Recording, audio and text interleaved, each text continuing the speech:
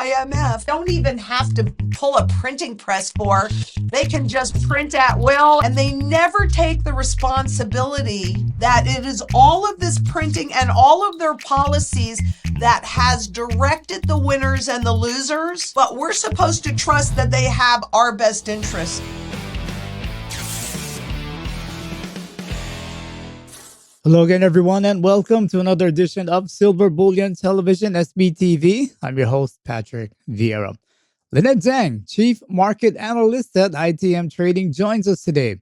Lynette has held the position of Chief Market Analyst at ITM Trading since 2002, and she has been in the markets on some level since 1964. She's been a banker, a stockbroker, and studied world currencies since 1987.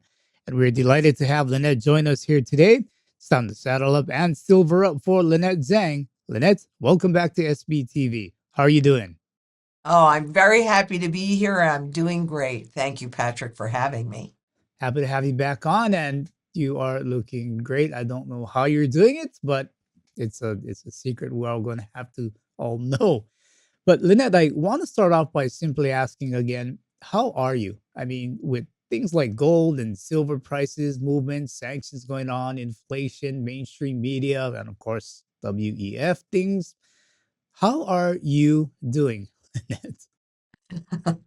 Well, Patrick, it's really simple. I've been preparing for this moment in time really my whole life, but to manage to support my family through this, what we're going through, I've really been working on this very hard, really since 2002, and then the farm and everything else since 2010.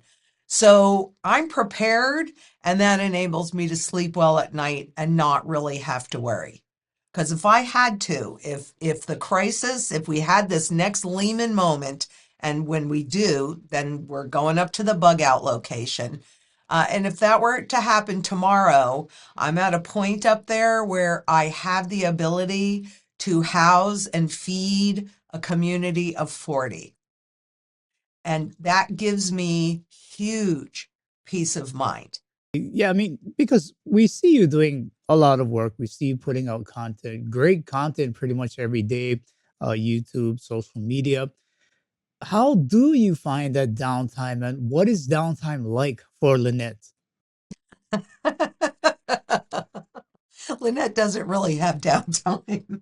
I been saying I kind of need to do that, but downtime. I do schedule in, and I get massages weekly. I mean, I do things for myself. I do have a personal chef, so I don't have to worry about my food, which is one thing that definitely makes a difference in how I look and how I feel and how much energy I have to tackle everything else that I'm tackling. So I pay a lot of attention to that. So I take care of myself physically, and I guess that's my downtime. I don't really ever stop working or thinking or moving. Because you mentioned 2002, and you've been warning us, you've been helping us, and I truly do love you for that, as do many others. The thing is, why do you do this? Meaning, just what do you see coming for the US and other countries in the world to feel the need to help beyond what most of us might do? Well, quite honestly, and this is not something that I really talk about, but since you asked me, I'll talk about it. I live a very guided life, and it's I mean, I'm not particularly religious, but I am very spiritual. And so I've been moving, and I feel like the universe has groomed me. When I look back, I'm 68, so I've got a nice long life to look back on, and I can see how everything in my life has really led to this moment. And I've known since I was a little girl that my job was really to be of major benefit, make a positive difference in a lot of people's lives.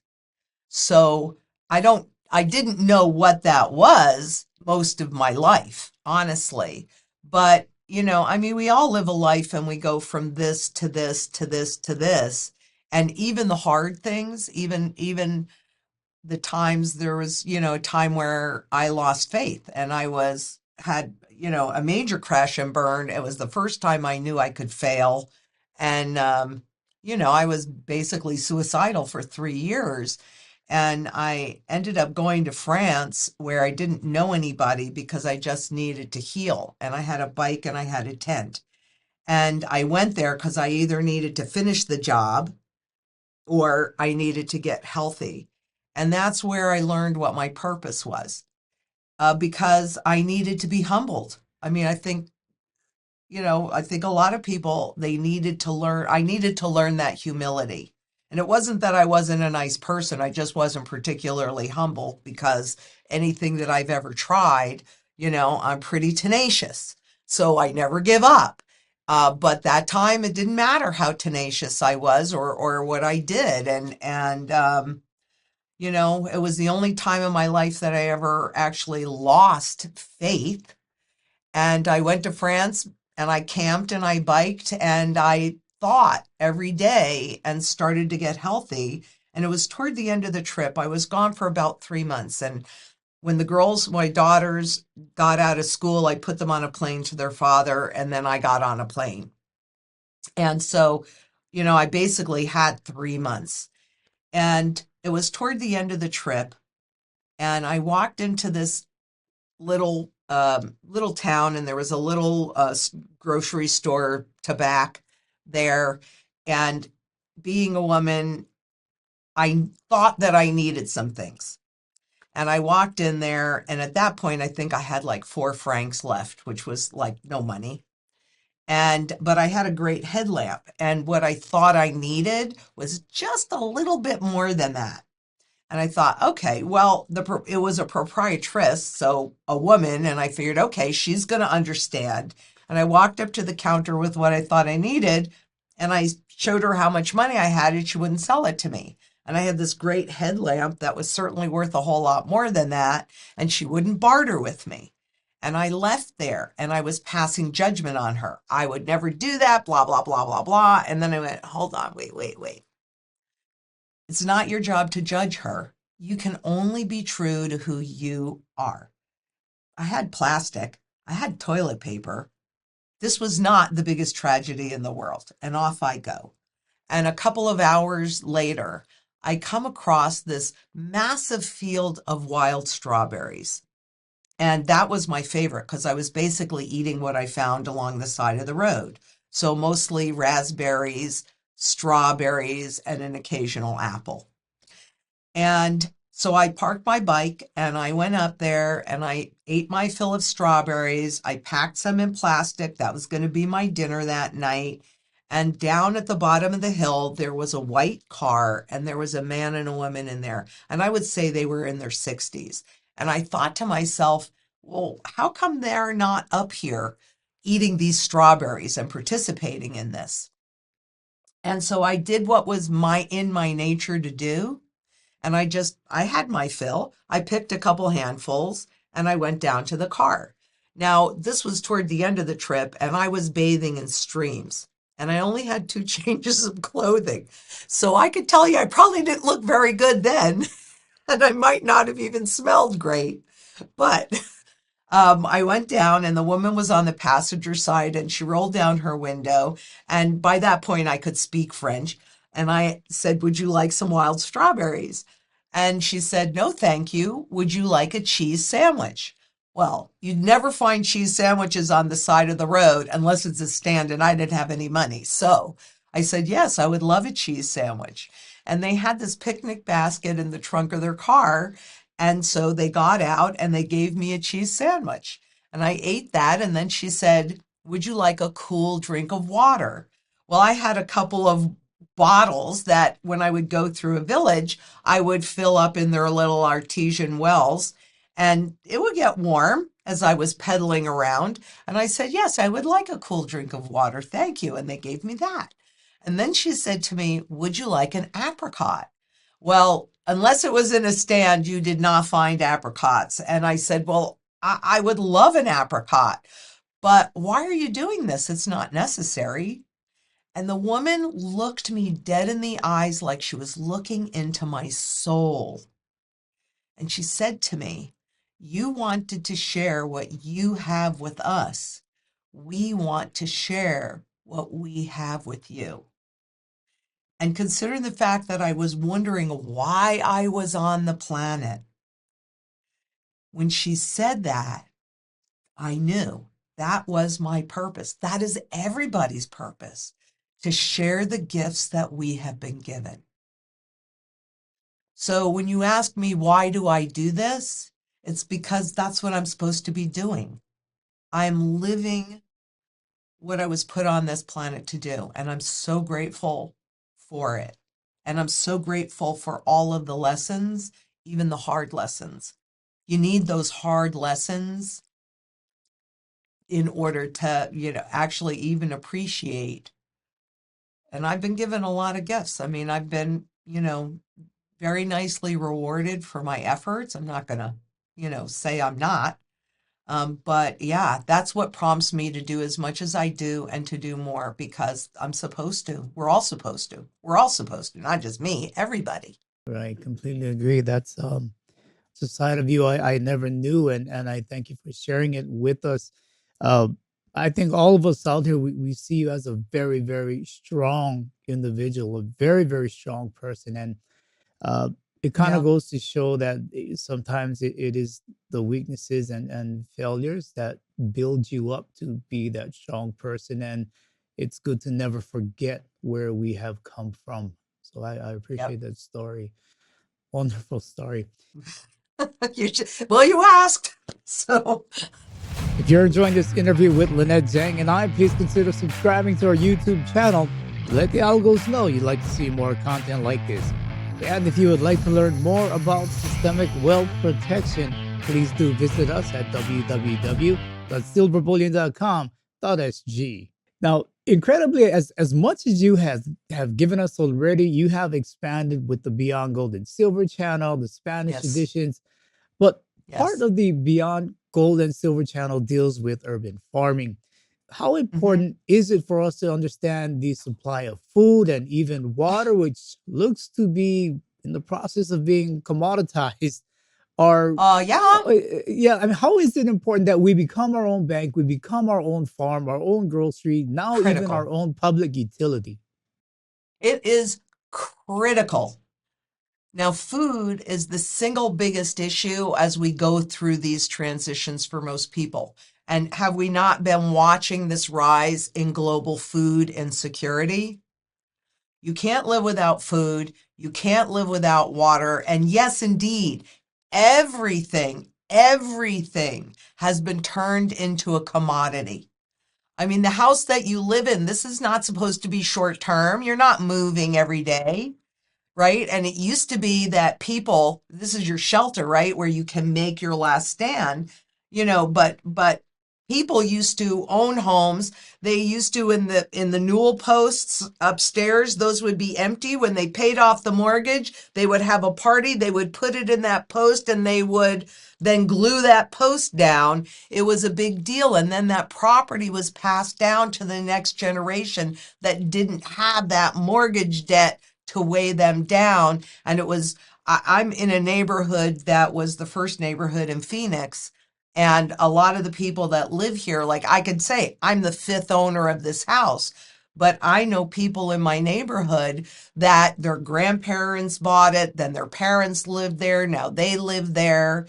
So, but we've been taught to be short-termism, short, short, short, short, short. And so most people live in a property for 5 years. Well, no wonder you don't fix it up the way you would have it fixed up. You're fixing it up thinking you're going to sell it, right? So I think, my mantra is food, water, energy, security, barterability, wealth preservation, community, and shelter.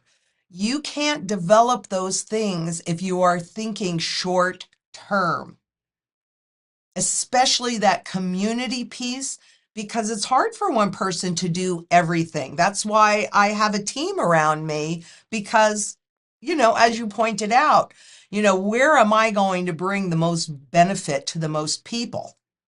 I'm going to do it in, all the work that you're seeing. But beyond gold and silver is really all about that mantra and what you can do at all different levels, no matter where you are, to become as self-sufficient and independent as possible. Because it should be very obvious to everybody now that we are losing more and more and more of our freedoms.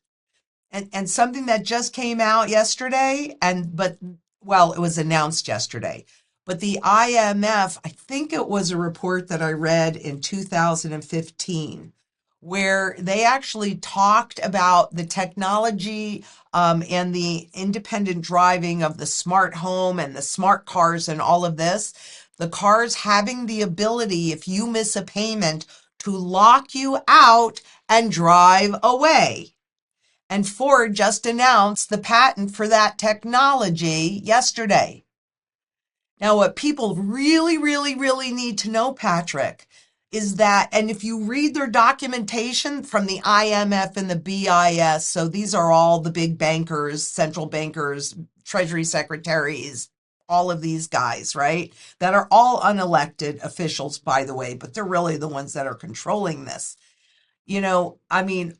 What you really need to understand is that they always say that they need distance between their policy and what they have in mind and how it is introduced to the public. They want the retailers to introduce the cashless, the autonomous driving, all of this. But the reality is that it's all about taking complete control. Now, we all have to decide for ourselves if that's okay. For me and for what I want for my children, I'm 68. I will probably be around another 32 years because I think I'm going to live to be 100, but I have my daughters are in their 40s. My granddaughter just turned 8 yesterday. So I have grandchildren. She's my youngest grandchild. And then the children that they're going to have, and so on and so on. So it's not just a choice for me personally, it's a choice for my family's future and for everybody's future. And we have to determine what is okay. If you are dependent on the grid, if you are dependent on the food supply, if you are dependent on the water source, and that goes away like we saw, had a snicker snack of it in March and April of 2020. Is that okay with you? And what can you do so that it doesn't matter? And I think a lot about what if I'm right and what if I'm wrong? And if I can do something that frankly does not matter whether I'm right or wrong, that's the choice I'm going to make. Because to be wrong is way too expensive, in my opinion. Everybody's got to determine that, for themselves. Right. Very, very true. And it's interesting how you talk about technology. These organizations like the IMF, BIS, unelected people who are really more or less kind of dictating where we're going to head over to. When it comes to other organizations like the World Economic Forum and artificial intelligence, um, I've read papers where the World Economic Forum is looking to develop a guideline for approved AI curriculum for children. Um, so I got to ask, your opinion, Lynette, just who is the World Economic Forum? And second, are we getting to a place where we can no longer distinguish between what is human driven and what is machine driven? Uh, I dread that kind of world, to be honest with you. And the World Economic Forum, it's just like the World Bank. These are all made up, the IMF, they're all made up of the elites. And the elites want to remain in power and control. People think that it's all about money. And a big part of it's the control of money, but it is the control of the people and the population. so that we're going back to a feudal system where you just have a few haves and then the masses are the have-nots, and you just have a few people controlling everything. You know, technology is a wonderful thing. The fact that you're in Singapore and I'm in Phoenix and we can have this conversation and I get to spread the word and you get to spread the word to millions and millions and millions of people all over the world. That's a great thing. What's not so great is the censorship, even the self-censorship for the threats of not being able to spread that message. That's something that frankly has bothered me a lot because I like to speak my mind, right? Um, but we vote with our purses. That's how we vote. So if you're using AI, that's your vote. And I mean, this is a bit of a, I'm going to be honest with you, Patrick.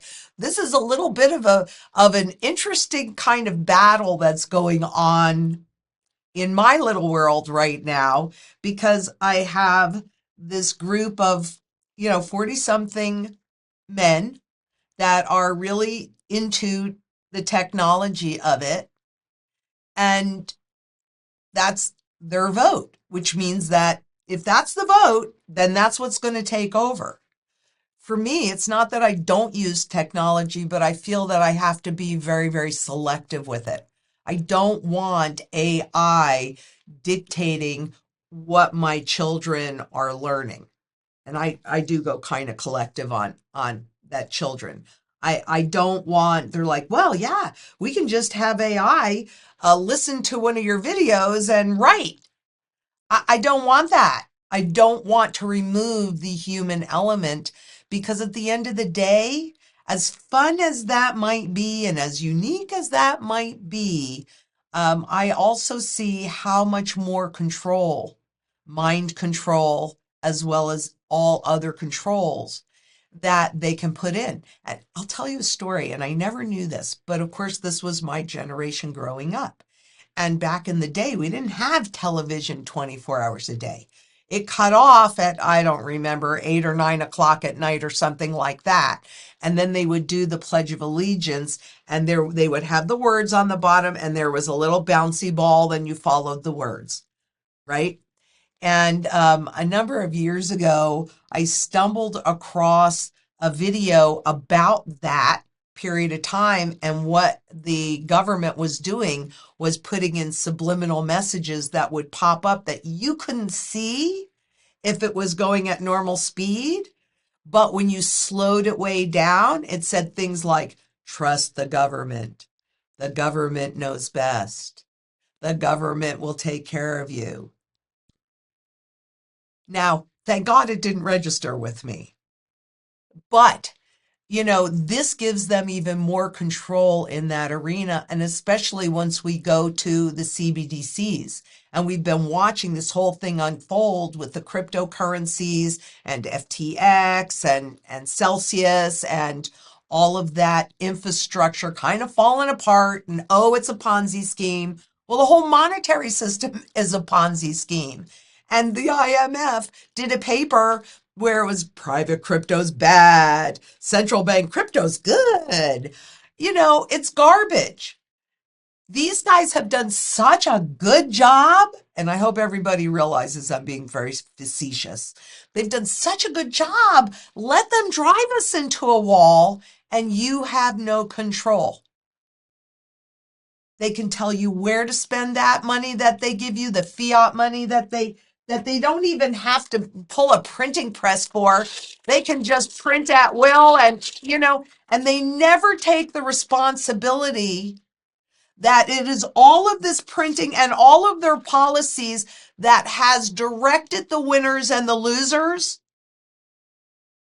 But we're supposed to trust that they have our best interest at heart. I was just listening to Powell this morning in front of the Senate Banking Committee. and Elizabeth Warren asked him about their recent report where they want to increase the unemployment rate by 1%, which means that there will be over 2 million people that are then put out of work because of that policy.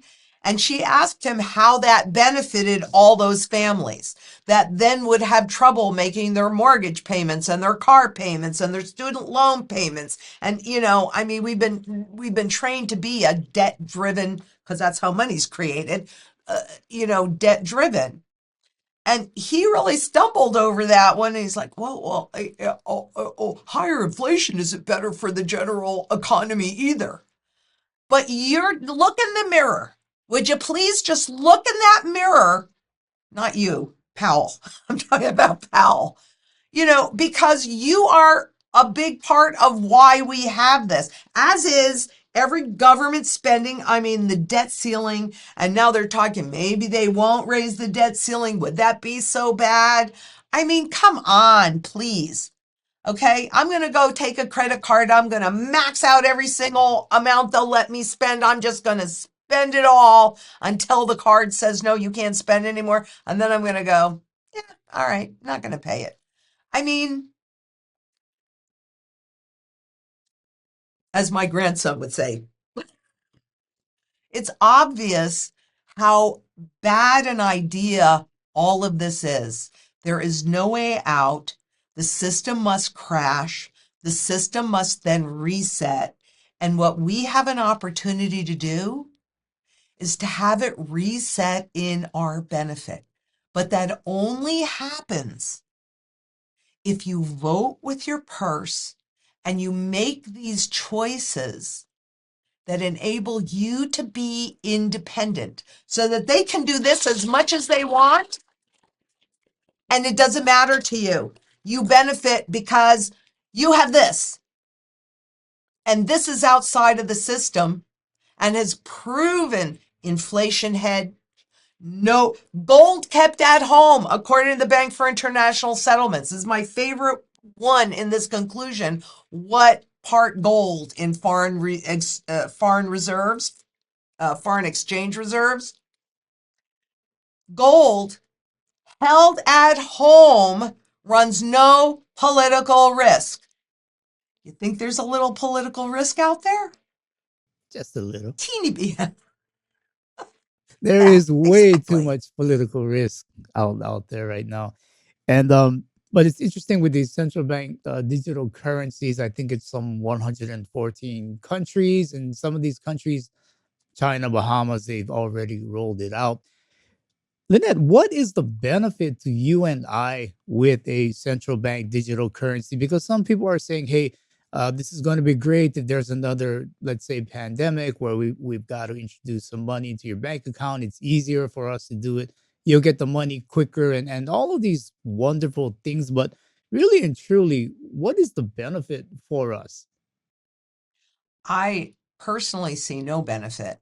I mean, if there is any benefit at all, and I can't say that this is for us, but I would say that, the benefit on a global basis is that it would be easier to move money across borders. But for the individuals, no, there is no benefit. It is all about taking more control. And here in the US, we have the Fed Now accounts that are already in place. Now, they put those in place, I think, in 2019. So no matter where you live, even if you're in a super remote rural area, but there's a post office there, okay, well, guess what? You got a Fed Now account, whether you realize it or not. So much as we talk about, oh, we're still exploring this, we're still exploring that.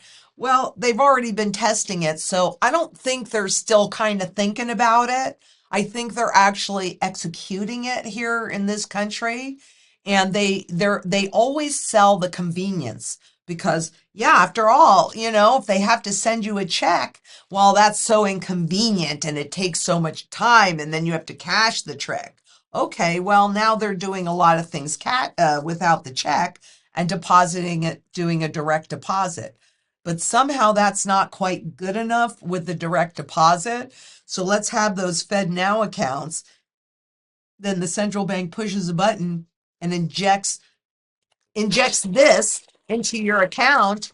And what people really need to understand is every time they do that, the value, the purchasing power value of everything that's out there goes down. That's what the inflation is. So, it's too much money chasing too few goods, and they had to crash the system, and they have to. I think we're in for a major crisis this year, soon. Yeah, I completely agree with that. Once again, I remember back in the when I was serving with the Air Force, we had pretty much an order that we all had to have direct deposit accounts, otherwise we basically wouldn't get our pay. And the reasoning was if we went anywhere, then at least the money could get back into your bank account, and your wife or It's your garbage. spouse would be okay, right? So Right. And I also want, oh, I'm sorry, because I also want to tell you in what how they're going to spin this, the central bank digital currencies, they're telling us.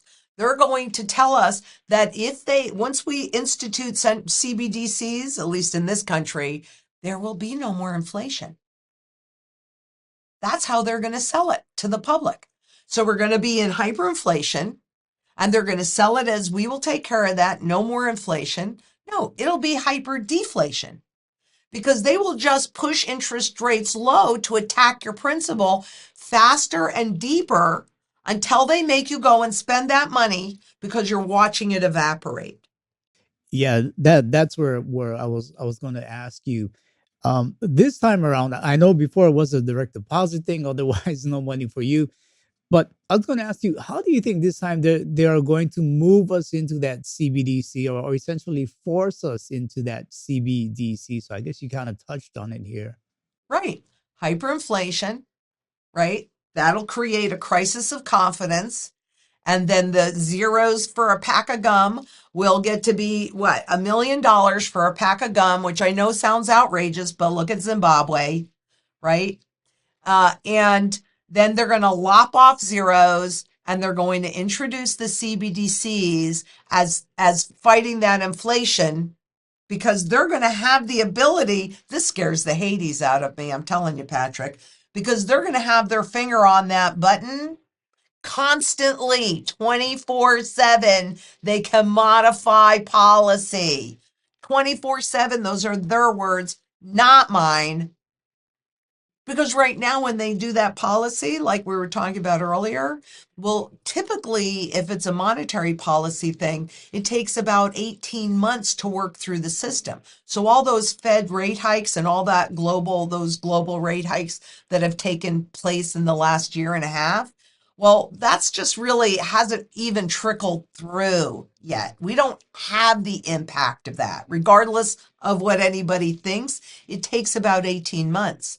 Once they have a CBDC, they talk about having their finger on the button of policy constantly. So if they want you to spend, since we're all about consumers, right? They want you to spend and you're not spending. Okay, let's lower that rate some more. And when you start to watch your money evaporate and you're not doing anything, well, what are you going to do? You're going to take it out and you're going to buy anything that you think is going to hold its value better, which is exactly what happens during hyperinflation. So, hyperinflation, hyperdeflation, take your pick. They're really the same coin, they're just the opposite sides of it. And there's only one way to fight deflation, and that's with inflation. And only one way to fight inflation, and that's with deflation. So, yeah, we got a crisis ahead of us, and there are a lot of things that are happening with LIBOR so far, that whole shift. I mean, yeah. And people make the assumption that all they're trying to do is kick the can down the road, keep things going, keep things status quo. Well, what if they're not? What if they know and what if they are intentionally crashing the system to put the new one in place? Because if they did it right now, well, they're having, I know there are a number of countries that have adopted it. China, of course, being who they are, they have a lot more control over their population. But like Panama, didn't Panama accept Bitcoin or take on Bitcoin as its CBDC? Yeah, Honduras maybe one of those. Yeah, yeah. Well, Central American nation. Yeah. Nigeria instituted a CBDC and they couldn't get the population to take it up. So what are they doing? Demonetizing their currency, forcing people into it. So, look, if you have gold and silver, you can always convert it into whatever the tool of barter is. If you don't, then you have to just accept it. So, like in the beginning, I thought, okay, just based on history, after we do the final reset and we're in a more stable currency, at least for a minute, there will be a component of gold in there. If there isn't a component of gold in the new currency, then they're not done taking all of your wealth yet. I'm just telling you guys, just be aware. But where I thought that I would convert a chunk more into the new currency once that was done, not gonna. I will convert it as I need it because I know 100%, there is not one little doubt in my mind because I read all their garbage, right? That any deposits that you have are going to immediately start losing value. They already got all the purchasing power. Now they're attacking the principal, and then they take us into a new system. Well, I want to go in there strong. I want to be my own central bank because we certainly know central banks have bought more gold than they have since 1967. And what was happening in the 60s? We were shifting the monetary regime. There was a run on the dollar, and we were going into a debt-based system. That's what's happening now, too. Non-debt-based system. This is going to be they also talked about, because I said, well, what's going to justify creating the CBDCs? Current system, it's debt. And I mean, there's only so much debt you can take on, whether you're a government, a corporation, or an individual. I mean, at some point, there's going to be a limit to that. So they've been as transparent as thick mud as to what that would be. But what I have gleaned so far are what will justify creating new money are transactions. You want to buy a boat? Okay, there, new money. Oh, great. Okay. And that's what you want to work for? And by the way, as soon as it's deposited into your account, it immediately starts losing principal. Good. Let's change the definition of money. Right. And that's what they've been doing too. From four functions, once we're in CBDCs, to two functions. The four functions are a tool of measure, right? So this is how much I'm going to work for. So a tool of measure, a tool of barter, a short-term store of value to make sure that you're fairly paid for your labor, and a long-term store of value so that no matter when you use that money, you are always being fairly paid for your labor. Well, they eliminated the third one. I can't tell you when because I couldn't find it. They just scrubbed everything. So now, and we know you hold dollars over time, they're not going to be worth as much. Everybody knows that now. In the beginning, in the 70s, and 80s, inflation was a very bad word. Now, we all have just learned to accept it, and how many generations have been born into it. But once they institute the CBDC and your deposit, your paycheck, no other option, it goes right into the bank account that is charging negative rates. You don't even have a short-term store of value, let alone a long-term store of value. Just a tool of barter and a tool of measure. Right. Some people they're suggesting that these when the money gets deposited in your account, especially something like stimulus, there's going to be a time limit on it where if you want this money, you got to spend it within so many days, X amount of days, or things like that. And it's getting Mhm. to a place right now where the individual has to place himself on a path that can offer ways to as you often say, survive and thrive. So therefore, how important is the concept of community and being with like-minded people, yoking with like-minded people, becoming as we move forward? It's critical. That's arguably the most important piece. I mean, you got to have a foundation of sound money. And by the way, if you buy cryptos or if you buy stocks or if you buy gold and silver, remember you're voting with your purse. This is my vote, okay? But when you're talking about what's coming, because yes, if all you have is the garbage that they give you for your money, then you are at their whim, and therefore community is arguably the most important factor, because and hence why I'm planning everything for a community of 40 up there. So we have doctors, we have teachers, we have farmers, we have electricians, we have guys that know how to hunt, and of all these different skill sets, because one person can't do it all. And you can find that community wherever you live. It's not as easy necessarily to walk out your door, but how about walking out your door and making sure you know your neighbors, right? And having you can't, if people have had the Kool-Aid, you're not going to talk them into changing their beliefs. So you have to meet them where they are and create that relationship and then get yourself prepared. But with the internet, frankly, it's a whole lot easier. I mean, this is community building to me. That's why I do all the interviews and everything, because this is community. And that's why we also did the Beyond Gold and Silver, because what we're working on doing, I mean, that's a community. And we're actually have been working on building a deeper community, so that you can come together, and wherever you are, you have somebody that can help you, or you can help, or both, which is even better. So community is arguably the most important part. Absolutely. Lynette Zang, before we wrap up, can you tell us about ITM Trading and its mission? Oh, absolutely. I've been there since 2002, when my formulas told me that we were at the end of this current fiat money life cycle. And, I've been studying currencies and currency life cycles since 1987.